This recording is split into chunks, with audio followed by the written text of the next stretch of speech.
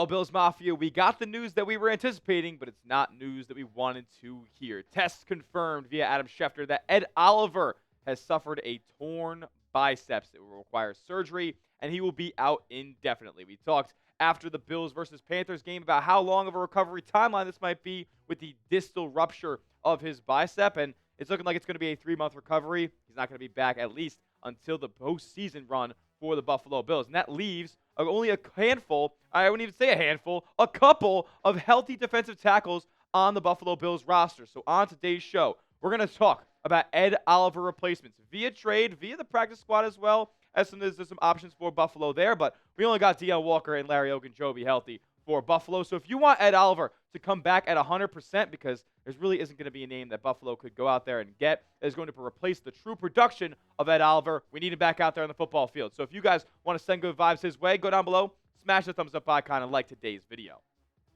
Like I said, the Bills have a couple of practice squad players that they could end up elevating here. Jordan Phillips had a sack against the Carolina Panthers as they used a practice squad elevation on him. But as you know, there's only 3 practice squad elevations that you could have per season before you have to be signed to the 53-man roster or cut entirely. Zion Logue, no more practice squad elevations for him.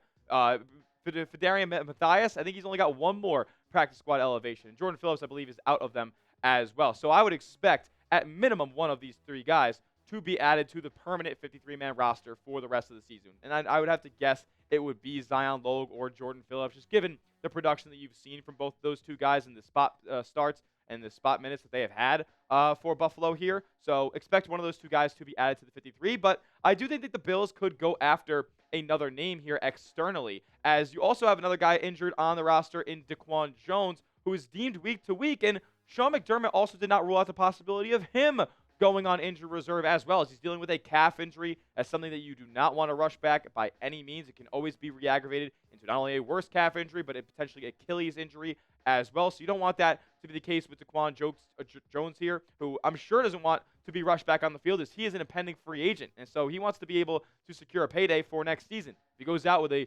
more aggravated injury here based on the calf thing he's got going on right now, those dollars could be wiped away in an instant. So he's going to want to take his time, and I'm sure the Bills are going to want to take their time as well. And if with him having the possibility of going to IR, he could actually join multiple defensive tackles on this Bills roster that are already on injured reserve here. Dwayne Carter tore his Achilles. He's out for the entire season here. Another reason that Daquan Jones probably doesn't want to get rushed back is because he saw his buddy, Dwayne Carter, tear his Achilles already earlier this year. TJ Sanders, though, he's on short-term IR. We could see him back here in the near future. And look, man, he's a second-round pick. He was heavily invested in by this Bills front office. So they're going to need him back on the field sooner rather than later. We'll see and continue to keep you guys updated on his return timeline. Look, man, we know the Bills are going to be going after at least some sort of trade at the deadline here, which is about a week away at this point. And we know the number one position of that is on the minds of Bills fans, on the minds of probably the front office as well, is the wide receiver spot. But, you know, there are a bunch of names out there being floated. Not a ton of smoke on actual trades going down just yet. So if there's no wide receivers available, if Buffalo can't make a deal for a stud boundary wide receiver, then they might have to go out in there and look at the holes that they have on the defensive side of the ball, and specifically along that defensive line where they just seem to be bruised, battered, and just totally injured at this point. So let's talk about some names that could replace Ed Oliver here on the interior of that defensive line. And, I mean, I think this one makes sense for a lot of reasons, and that's Harrison Phillips here. We're currently of the New York Jets, but we all know formerly of the Buffalo Bills, as Brandon Beane did draft him back about a half-decade ago, and he played the one tech for the Buffalo Bills for 4 seasons. Like, he was out there for a while, and this is a guy who's a really solid run defender. He's been pretty productive in his season so far. Has a forced fumble, half a sack out there. He's playing the run pretty well for the Jets, and that's a Jets defense that has a lot of holes on it as well. So I think Harrison Phillips here probably needs a little bit more of a change of scenery here. Why not come back to Buffalo, as you know, he was the guy who really strengthened the Bills' run defense for the time that he was here. I think he could do that again. I think he could help take some stuff off of Deone Walker's plate here while still giving him a sizable rotation role. Like, I don't think Harrison Phillips is going to be dominating 60% of the snaps if he gets traded to Buffalo. So I think it's a good deal here. He's also signed on for 2026 on a cheap contract. So it's kind of a no-brainer move here if Brandon Beane can't find a receiver. But even if he can, why not call up the Jets on Harrison Phillips?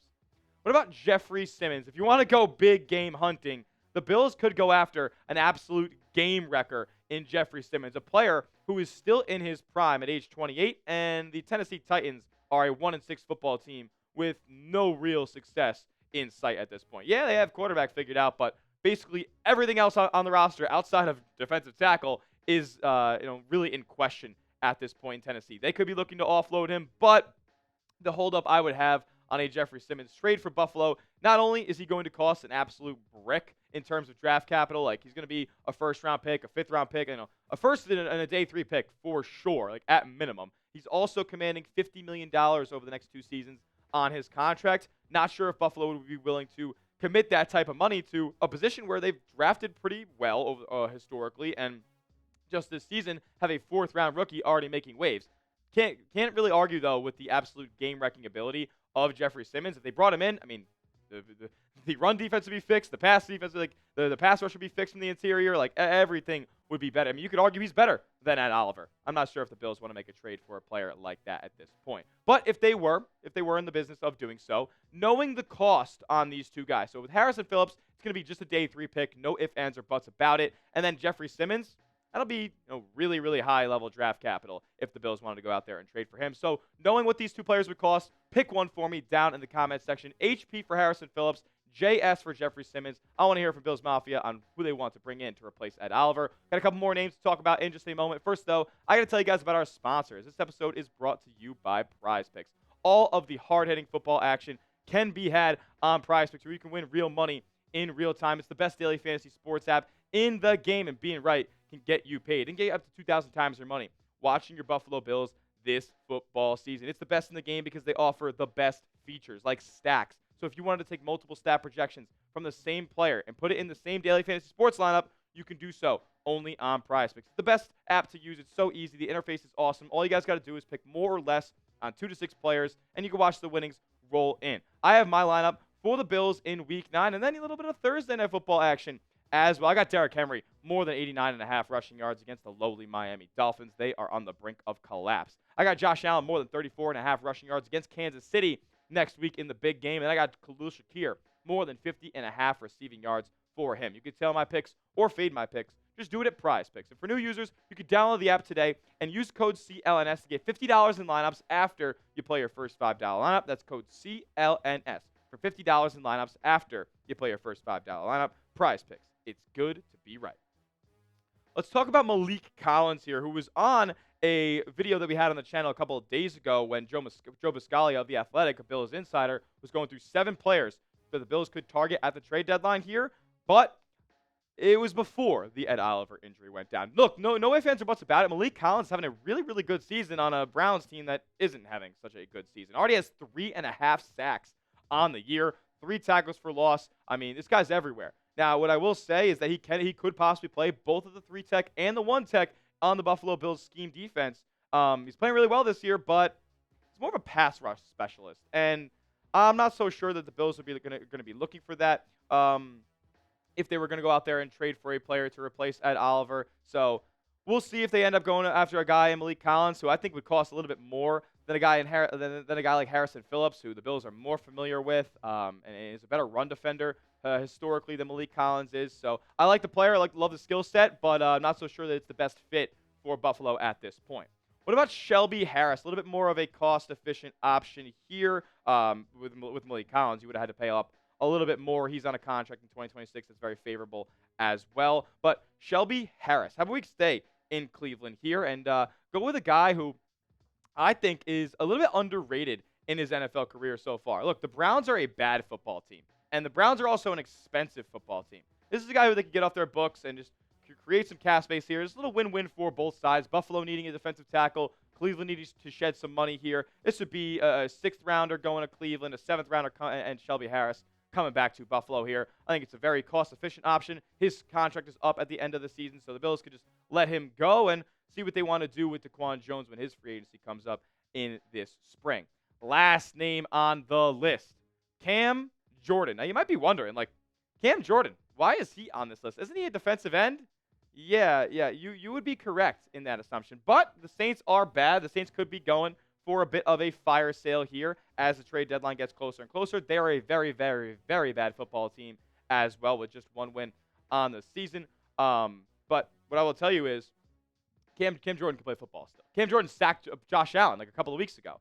He is 36 years old. He kind of makes a good bit of money, but I'll say that he could absolutely make some noise on the interior of the Bills' defensive line. Does he want to, though? No. No, he does not by any means. As a matter of fact, the New Orleans Saints tried to slide him in on the defensive line. Like, this is the defensive end. He's been playing on the edge his entire career. They tried to move him onto the interior last season. And you know what he did? He requested a trade out of New Orleans. So what makes you think that Cam Jordan's going to want to play defensive tackle if it's in Buffalo? Not in a dome. Not where he's been playing his entire career so far. I think it would be a little bit naive to think that he would be all sunshine and rainbows to play on the interior for Buffalo here. But, hey, he's an absolutely skilled player. He's a veteran in this league, and I wouldn't be doing my job if I didn't talk about him on today's show. With that being said, those are the names that we got for you. Who should the Bills add to replace Ed Oliver? We know they're not going to replace the production, unless, of course, they trade for Jeffery Simmons. If that's the name, comment below. But drop a name down in the comment section. Who should the Bills add to replace Ed Oliver? As that will do it for today's edition of the Bills Breakdown. Give me a follow over on Twitter, at Tyler J. Smith. 2 H's because the name's common, but I am not. And make sure you are subscribed to the channel as well. If any of this stuff gets any more smoke, if the Bills make a trade, you know we're going to be making you guys more videos as it leads up to the trade deadline. So subscribe, turn those notifications on. We'll see you guys in the next video. And as always, let's go, Buffalo.